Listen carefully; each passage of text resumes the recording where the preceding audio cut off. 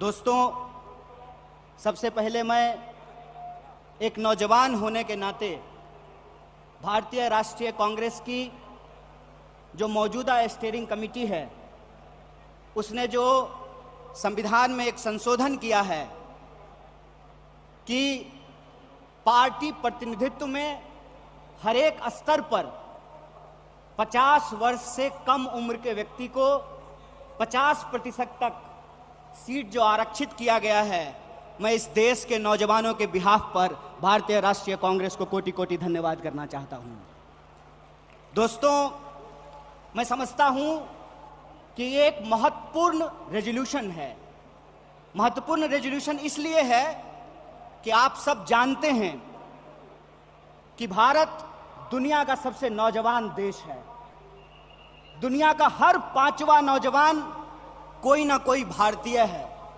ऐसे वक्त में देश की दशा क्या होगी, देश की राजनीति क्या होगी, समाज का स्वरूप क्या होगा और हमारे आने वाले भविष्य का मुस्तकबिल क्या होगा, इसको इस देश का नौजवान तय करेंगे। कांग्रेस पार्टी ने इस बदलाव को महसूस किया है, उसके लिए हम अपने वरिष्ठ नेतृत्व को बहुत बहुत धन्यवाद देना चाहते हैं।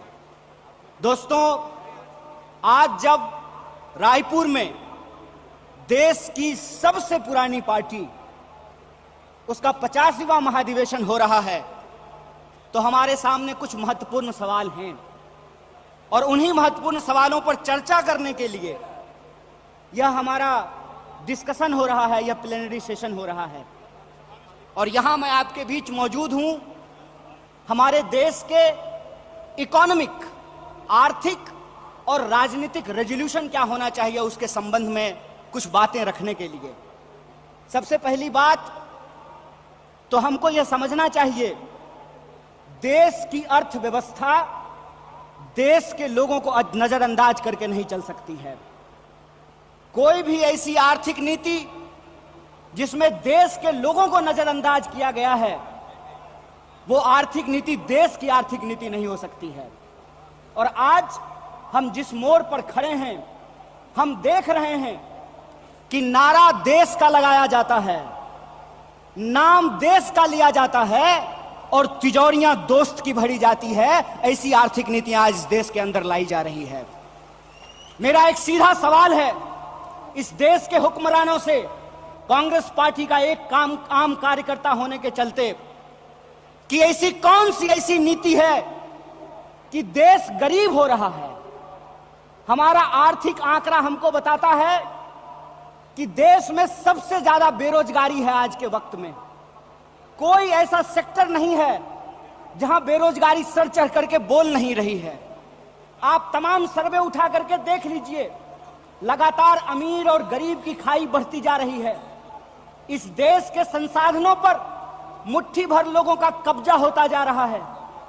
वैसी परिस्थिति में जो देश की संकल्पना है, जिसको महात्मा गांधी ने देखा है, जिसको मौलाना अबुल कलाम आजाद ने देखा है, जिसको सुभाष चंद्र बोस ने देखा है, जिसको श्रीमती इंदिरा गांधी ने देखा, जिसको स्वर्गीय राजीव गांधी ने देखा, जिसको इस देश की संविधान ने इस रूप में वर्णित किया है कि देश देश के लोगों से बनता है। जब देश देश के लोगों से बनता है तो आप मुझे बताइए कि देश कैसे गरीब हो रहा है और देश के 2-4 पूंजीपति कैसे अमीर हो रहे हैं। यह कौन सी ऐसी जादू की छड़ी है जो मौजूदा सरकार चला रही है। आप मुझे बताइए कि आम लोगों की आमदनी घटती जा रही है और देश के 1-2 पूंजीपति दुनिया के अमीरों की सूची में जाकर के शुमार हो जाते हैं। मैं यहां यह बात स्पष्ट कर देना चाहता हूं, हमारी पार्टी अमीरों के खिलाफ नहीं है, हमारी पार्टी पूंजीपतियों के खिलाफ नहीं है, हमारी पार्टी उद्योग धंधों के खिलाफ नहीं है, हमारी पार्टी उद्योगपतियों के खिलाफ नहीं है। लेकिन हम ऐसा देश नहीं चाहते हैं जहां आम लोगों के पास रोटी नहीं हो और प्रधानमंत्री के पास चलने के लिए 8,500 करोड़ का विमान हो। हम ऐसा देश नहीं चाहते हैं कि इस देश के आम लोगों के हाथ में शिक्षा नहीं हो, कलम नहीं हो, स्लेट नहीं हो, कंप्यूटर नहीं हो, मोबाइल नहीं हो और इस देश की जो सरकारी संपत्तियां हैं, बीएसएनएल के बारे में क्या कहा गया? बीएसएनएल के बारे में कहा गया, बीएसएनएल का मतलब होता है भाई साहब नहीं लगेगा। अरे भाई साहब नहीं लगेगा तो आप मुझे बताइए कि जियो धन धनाधन कैसे करेगा? यह सवाल आज इस देश के सामने खड़ा है। सरकार क्या करेगी? यह सवाल मैं पूछना चाहता हूं इस देश के नीति निर्माताओं से कि अगर एयर इंडिया नहीं होगा, जब देश में नहीं होगा एयर इंडिया, तो आप बताइए क्या करेंगे ज्योतिरादित्य सिंधिया? जब एयर इंडिया नहीं होगा, जब रेलवे नहीं होगा, जब बीएसएनएल नहीं होगा, तो मैं कहता हूं कि इस देश में मंत्री की क्या जरूरत है? जब देश में जनता नहीं होगी तो फिर इस देश में सरकार की क्या जरूरत है? जब देश में स्कूल नहीं होगा, अस्पताल नहीं होंगे, सड़कें नहीं होंगी, तो आप मुझे बताइए कि फिर संसद की क्या जरूरत है? इस देश की जो पूरी की पूरी संकल्पना है, उस संकल्पना को आज एक बार फिर से कांग्रेस के राष्ट्रीय महाधिवेशन में पुनर्विचारित करने की जरूरत है। देश का मतलब होता है देश में रहने वाले लोग। डीडी नेशनल पर एक कार्यक्रम आया करता था, नेहरू जी की किताब है discovery of India. Discovery of India के एपिसोड में नेहरू जी आम लोगों से पूछते हैं कि बताइए कौन है भारत माता? किसको भारत माता कहते हैं? भारत माता इस देश में रहने वाले लोग हैं। जब हम भारत माता की जय बोलते हैं तो भारत माता की जय बोलने का मतलब है इस देश के 140 करोड़ लोगों की जय। और 140 करोड़ लोगों की जय का मतलब है कि 140 करोड़ लोगों के हाथ में पढ़ाई हो, 140 करोड़ लोगों के हाथ में काम हो, 140 करोड़ लोगों के लिए रोजगार की व्यवस्था हो, 140 करोड़ लोगों के लिए इलाज की व्यवस्था हो, 140 करोड़ लोगों के लिए चलने के लिए सड़कें हो, गाड़ियां हो, रेलवे हो, हवाई जहाज हो। और आपने देखा कि देश में कुछ लोग लोकतंत्र को अपनी बपौती समझ लिए हैं। अभी जब मैं हवाई जहाज की बात कर रहा था तो मुझे दिल्ली एयरपोर्ट याद आ गया। दिल्ली एयरपोर्ट पे भारी जो है सिक्योरिटी फोर्स आई थी हमारे एक नेता को गिरफ्तार करने के लिए। तो मैं दिल्ली में बैठे हुए हुक्मरानों को इस महाधिवेशन के माध्यम से कहना चाहता हूं, आपको मालूम नहीं है भारतीय राष्ट्रीय कांग्रेस का इतिहास। आपके पुरखों ने जिन अंग्रेजों की चापलूसी की थी, उन अंग्रेजों से लड़ करके हमने इस देश को आजादी दिलाई। इस बात को याद रखिएगा। ना आपके जेल से डरेंगे, ना आपके मुकदमे से डरेंगे, ना आपकी लाठियों से डरेंगे, ना आपकी गोलियों से डरेंगे। भारतीय राष्ट्रीय कांग्रेस इस देश की पार्टी है और इस देश के हकूक के लिए लड़ती रहेगी। इस बात को याद रखिएगा।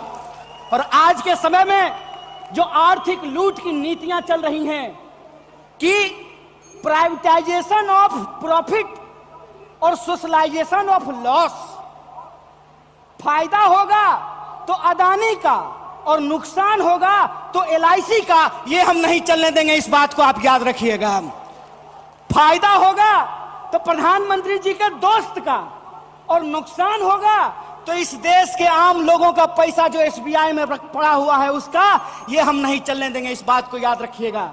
इसीलिए हमारा पॉलिटिकल और इकोनॉमिक रेजोल्यूशन ये है कि भारतीय राष्ट्रीय कांग्रेस इंडियन कॉन्स्टिट्यूशन का सेफ गार्ड है। हम इंडियन कॉन्स्टिट्यूशन के पहरेदार हैं। हम इंडियन कॉन्स्टिट्यूशन के असली चौकीदार हैं। इस बात को याद रखिएगा। और इंडियन कॉन्स्टिट्यूशन इस बात को रिजॉल्व करता है, we the people of India. और यह जो we the people of India है, इसमें इस देश में रहने वाले वो तमाम लोग, चाहे हिंदू हो, मुसलमान हो, सिख हो, ईसाई हो, जैन हो, पारसी हो, बुद्धिस्ट हो, या वैसे भी लोग जो किसी धर्म को नहीं मानते हैं, वो सब भारत के लोग हैं। और उनके हकूक के लिए, उनके अधिकार के लिए, कल्याणकारी राज्य की अवधारणा को बचाए रखने के लिए भारतीय राष्ट्रीय कांग्रेस संघर्ष करेगी। और यही जो पॉलिटिकल रेजोल्यूशन है कि हम देश के लोगों के बुनियादी सवालों के लिए, रोजी रोटी, कपड़ा, मकान, शिक्षा, स्वास्थ्य, सड़क, बिजली, पानी और इस देश के संविधान के लिए संघर्ष करते रहेंगे। इसी आशा और उम्मीद के साथ आप तमाम सम्मानित मंच और आप तमाम प्रतिनिधियों का एक बार पुनः स्वागत करते अपनी बात को खत्म करूंगा। शुक्रिया। इनकलाब जिंदाबाद। जय हिंद, जय भारत, जय कांग्रेस।